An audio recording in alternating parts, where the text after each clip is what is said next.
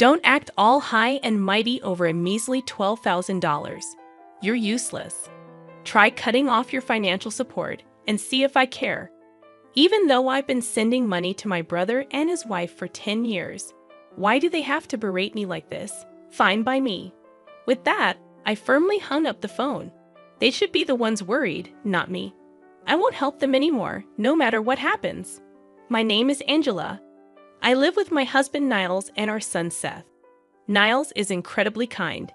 He actively helps around the house and spends quality time with Seth. I've been living a happy life, but I have a concern.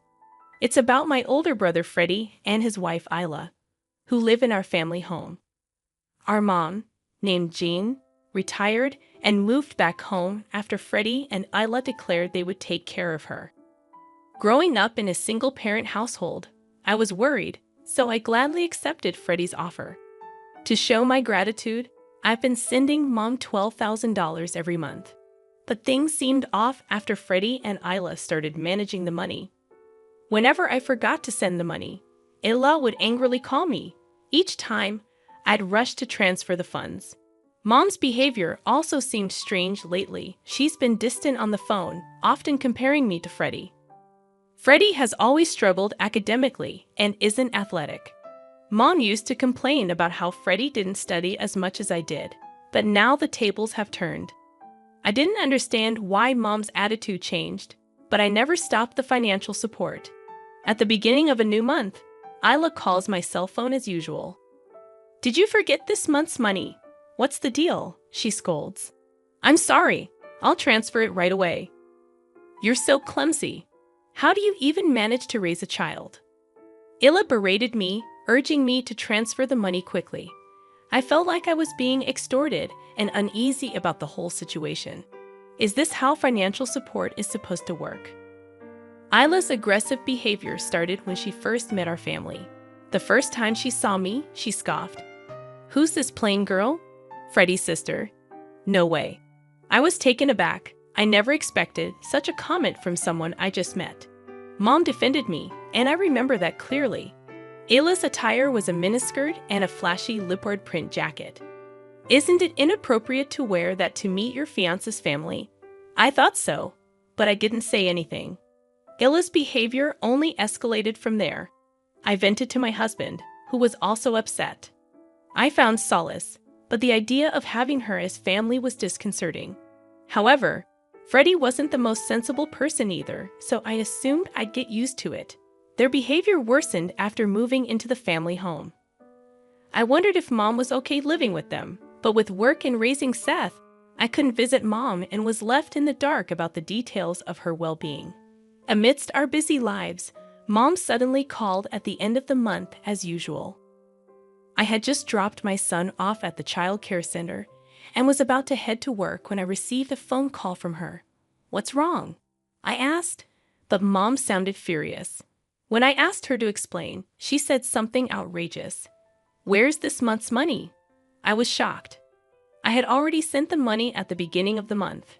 I told her I transferred it to Freddie's account, but she angrily claimed she hadn't received it. Surprised, I asked her to check again, but she wouldn't listen. "You've become so irresponsible after all I did to raise you. Right now, you're sending less money. You're so ungrateful." I did send the $12,000. Enough excuses. Send the $12,000 now. If I don't get it next month, I'll cut ties with you.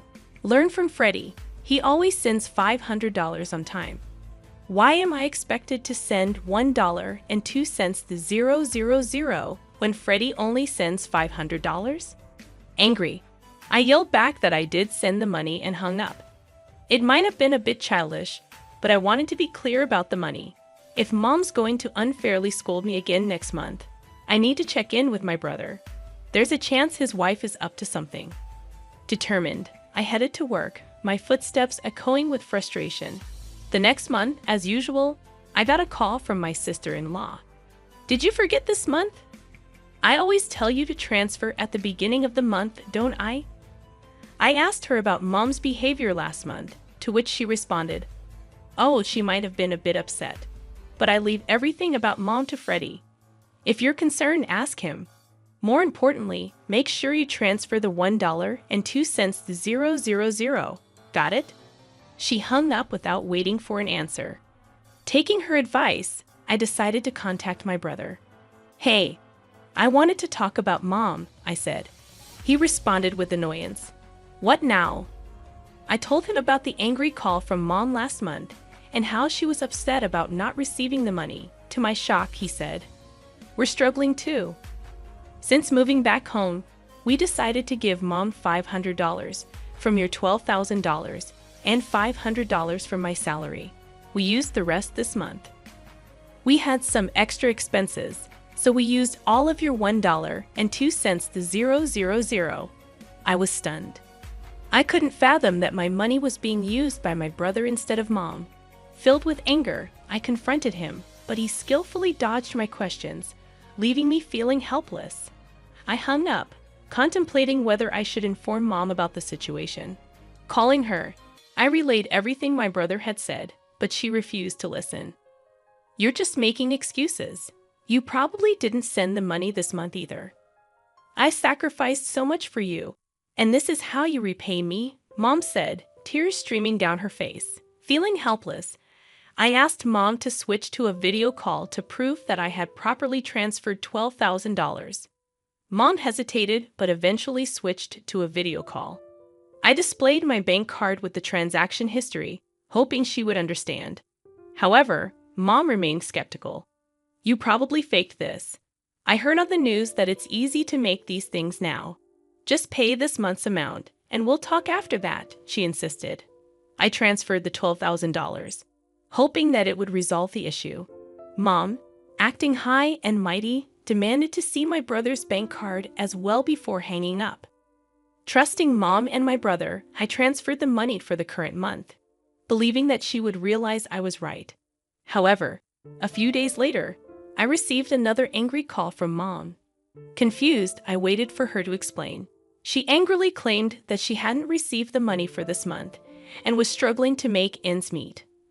I insisted that I transferred the money on the day I called her and suggested checking with my brother. When I called my brother, he responded gruffly, claiming that Isla had the bank card, and it was none of my business how they used the money. Frustrated, I contacted my sister-in-law, who nervously laughed and admitted, "Oops, got caught. I saw the transfer from you and immediately withdrew the $12,000 to buy a designer bag. I plan to repay it soon, but I work part-time and haven't received my paycheck yet." I was incredulous. That money was intended for Mom, not for their leisure. Angrily, I demanded she return the $12,000. However, my sister-in-law snapped back, "Don't act all high and mighty over just $1.02 to 000. You're useless. You're a full-time worker. You must have more money. Just transfer another $1.02 to 000. I was furious. I couldn't believe my money was being used like this. That weekend, I went straight to my parents' house, and my brother and sister-in-law seemed surprised by my sudden visit. Mom welcomed me in, asking if I brought the money. I stated that I had transferred the money and wanted to confirm it, intending to see my brother's bank card. When I confronted my sister-in-law, she made a disgusted face. "Ila, you have the bank card, right? Show it to me." "Why should I show it to you?" "Because I transferred $12,000 to my brother's account," I insisted. However, she refused to show me. "You said you'd return it, right? You've received your paycheck by now, haven't you?" When I glared at her, she tried to dodge the question. "You're trying to blame me for not transferring, aren't you? I've transferred it properly." As we argued, Mom shouted in anger, "Angela, enough! I thought you brought the money. Ila would never misuse it." She pushed me towards the door. "If you came here for that, then go home. You're no longer my daughter." In my anger, I retorted, "Fine, I'll stop sending money. You might not know, but my brother and his wife aren't as good as you think. They told me they only give you $500 out of the $1.02 to 000 I send. They're deceiving you." "You're lying." "Then I won't send money anymore," I declared. My brother sneered. "Go ahead and stop. If you do, we're done." Gladly, I left my family home with those words. I'm done. I won't help them anymore, no matter what happens. When I told my husband about what happened at my family home, he comforted me, saying, Angela, you've been sending $12,000 for 10 years. It's okay to stop. Don't worry about it. Plus, your brother and his wife are there, right? They'll manage somehow. You're right. I'm sorry it came to this. It's okay. It's not your fault. Besides, sending money is a gesture of goodwill, right? Everyone's an adult. If they wanted to, they could get full-time jobs. You don't need to worry about them. Hearing that from my husband, I felt reassured. Right. Sending money is a matter of goodwill. My brother is an adult and has ways to earn money. I don't need to support my brother and mom's life, nor should I be forced to. I guess I've always felt obligated because I've been cleaning up after my brother and mom's mistakes for so long. I've always wondered why you had to take care of your family and brother. It seemed strange, but I thought you were okay with it. Then it was fine. But now your family is me and Seth, right? You can help your family and brother if something happens. But you don't need to guarantee their livelihood every month. Hearing that from my husband felt like a weight had been lifted off my shoulders. Then, in the middle of the next month, my mobile phone rang incessantly. It was my brother and his wife. I had planned to sever ties with them, so I was curious about the call. Hello? Why didn't you send money this month? I told you I'd stop. Besides, you don't need it. You have each other, huh? Are you sure about that? We're done. I have nothing to do with you anymore, I said, hanging up. That evening, my sister-in-law was waiting outside my house when I returned from work, holding my son's hand. I was taken aback as she approached me aggressively, berating me in the hallway of my condo. Do you think you can get away with this? What do you mean? We've cut ties. Don't come here again. Hearing that, she stomped her foot in anger, yelling and cursing. Someone from the neighborhood must have called the police because they arrived shortly after. She was taken away by the police. In disbelief, I immediately called my brother. Lus stormed into your place and got arrested. Why did that happen? It's cruel of you to call the police. We're family. I didn't call them. Someone else did. Can you please have her stop asking for money? It's a bad influence on my son, and I don't want anything to do with you anymore.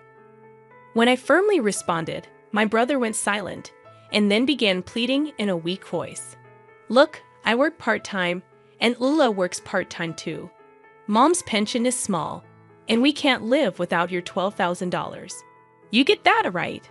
Most of the $12,000 goes to Ula's leisure, so you should be fine, right? No, it's not like that. Sure, she spends a bit recklessly. But we need the $12,000 for our lives. Please send it this month. Why should I support you? You probably only give Mom $500 anyway, I replied, hanging up. I decided never to answer calls from my brother or sister-in-law again. I received many texts from my brother, but I only looked at them and ignored them. My sister-in-law kept trying to contact me, which was annoying. But maybe because she was arrested, she didn't come to my house. A few months later, I finally got a call from Mom. Angela, Freddie hasn't been giving me money lately. I'm struggling. I was mad before, but I realized I only have you. Mom's voice sounded weak. She then started complaining about how my brother and his wife had been treating her lately. They're terrible. They don't even give me $500 now, and they're living off of my pension. I told them to get full-time jobs if they need money, but they don't listen. Lud is hardly ever home. What should I do? Mom began to cry in a heartbroken voice. However, I didn't feel sympathy for her. I had trusted both Mom and my brother, but they betrayed me. On top of that, they told me we were done to begin with. I went to college without borrowing money from Mom. I even paid off my brother's student loans that Mom had been burdened with. That's more than enough. Mom, if you don't want your pension taken by them, why not kick them out of the house? They're adults. They can manage on their own. I gave that piece of advice and ended the call with Mom. She seemed to want to say more, but I had made up my mind not to get involved. They can figure things out on their own. I have my own challenges to deal with. In the end, it seems Mom kicked out my brother and his wife because of their terrible attitude. Having been evicted, they apparently moved into an old apartment. Since that incident, Mom hasn't been very involved in my life, perhaps feeling awkward. Once my brother called, he kept trying to contact me, and when I answered, he said they were in debt because of his wife's excessive spending.